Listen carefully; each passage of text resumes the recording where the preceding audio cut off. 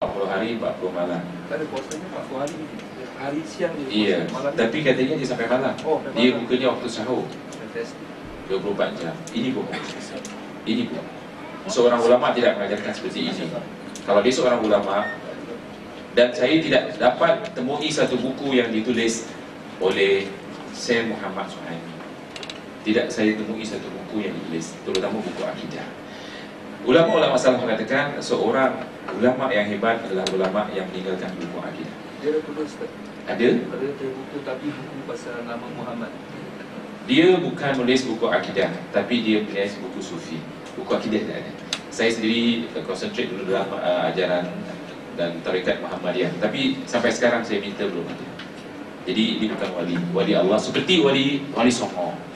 Wali Songo ni mungkin ceritanya cerita bohong, kerana tidak ada satu buku yang ditulis oleh mereka. 7 orang wali, biasanya ulama, 9 orang wali, biasanya ulama meninggalkan buku. Tapi ulama yang tak meninggalkan buku tidak dianggap sebagai ulama. Ulang lagi sekali, seorang dianggap ulama kerana dia meninggalkan buku ini untuk menyelamatkan umat. Tapi kalau ulama tidak meninggalkan buku, dia tidak dianggap sebagai ulama. Buku yang pertama sekali adalah akidah ataupun manhaj. Kalau dia tak punya buku akidah dan manhaj, siapa pun kita ketepikan. Cuba tengok Imam Syafi'i menulis akidah, subhanallah. Buku Al-Um bukan satu buku, dia beberapa buku yang ditulis oleh Imam Syafi'i disatukan, jadilah Al-Um. Artinya ibu. Bukan dia terus tulis satu buku, tidak. Berbagai-bagai bukunya dijadikan satu, disusun oleh anak muridnya, jadilah dia satu buku namanya Al-Um. Dan di situ bab akidah, bab apa saja di dalam buku Al-Um. Jadi seterusnya tuan-tuan, menurut Imam Ghazali, terus Imam Ghazali, tuan-tuan, kalau hanya Imam Ghazali itu sufi dulu. Mungkin yang lebih hebat lagi Ibn Arabi itu orang sufi lah sini. Ataupun Hallaj itu grupnya Ibn Arabi. Ibn Arabi tidak akan bercakap kecuali melalui apa yang dikatakan oleh Hallaj. Ni tidak akan bercakap kecuali apa yang dikatakan oleh Imam Ghazali. Sepatutnya qala Allah wa qala Rasul wa qala sahabat. Tapi dia tidak muatkan seperti itu. Dia katakan Imam Ghazali, dia tak ada orang sufi.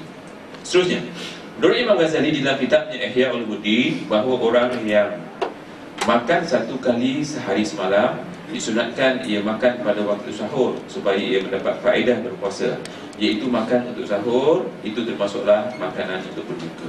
Diet seperti ini boleh memudaratkan. Boleh hantar makan seperti itu? Orang Islam kata Rasulullah SAW, Allah berbangga dengan orang Islam yang apa? Yang kuat. Tapi kalau macam ni dia lemah. Maka setelah selesai Syekh As-Suhaimi berkhalwat selama 40 hari 40 malam, maka ia pun diizinkan pulang daripada itu. Lalu ia pun keluar daripada biliknya dan memohon untuk meninggalkan gurunya tadi. Kemudian ia pun singgah di sebuah masjid. Macam mana ceritanya? Semua cerita orang sufi macam inilah.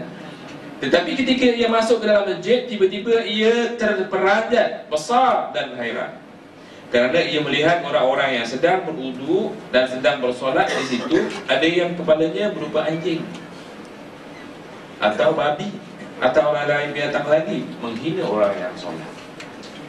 Patut dia keluar, dia tengok orang kepala anjing, mungkin sebab tak sembahyang. Ini orang sembahyang berwudu kepala anjing. Orang sembahyang berwudu kepala babi. Menghina orang sembahyang, menghina orang sedang beribadah kepada Allah Subhanahu Wa Taala. Kenapa dihina seperti ini? Patut dia keluar daripada tempat beruzlah, tengok orang kepala babi, anak percaya. Sebab orang tu mungkin orang kafir, orang Hindu dan sebagainya. Dia tengok orang dalam masjid yang kepala babi, di luar masjid tak? Tak boleh percaya. Percaya cerita khurafat seperti ini, termasuk orang-orangnya. Kita bukan orang-orang khurafat.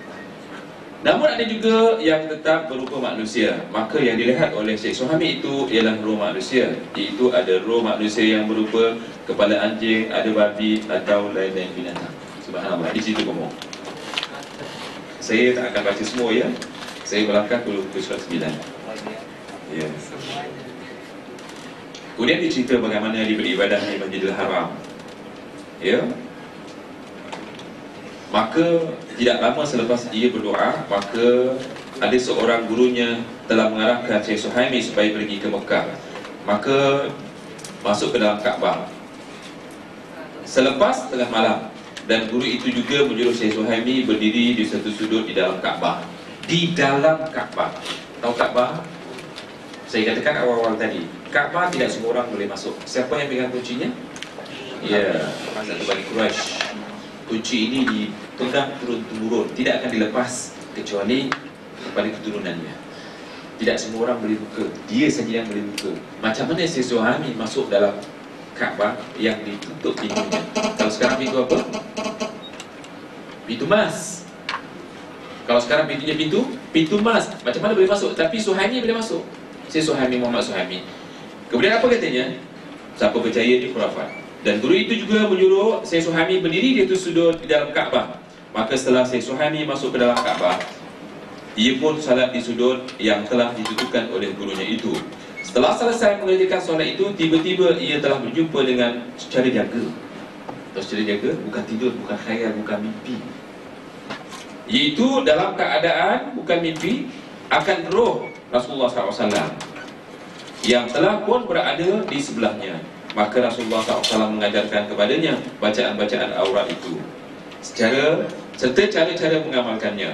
Maka aurat itu jadilah sebagai ibu atau asas bagi amalan-amalannya yang banyak itu. Dan aurat itu telah diizinkan oleh Rasulullah SAW untuk diturunkan kepada siapa yang hendak mengamalkannya. Boleh percaya? Artinya untuk sembahyang Rasulullah SAW pun datang. Itulah kalau datang pada pemerintahan Ali. Sebab Ali pernah menghadapi beberapa masalah seperti perang Siffin, menghadapi kaum-kaum Khawarij, sehingga dia pindah ke mana? Iya, sehingga dia dibunuh. Rasulullah SAW pun tak datang, ya Ali jangan pindah kau. Sebab kalau kau pindah, kau kena penggal anak kau ni, kepalanya. Tak pernah. Tapi Suhaimi dapat apa khusus daripada Rasulullah SAW. Ini bohong. Dan cerita-cerita khurafat lagi banyak lagi. Saya langkah lagi di buku surat 11. Terlalu banyak. Dia memakai hadis, man ra'ani fil manami fasayarani fil yaqdah. Barang siapa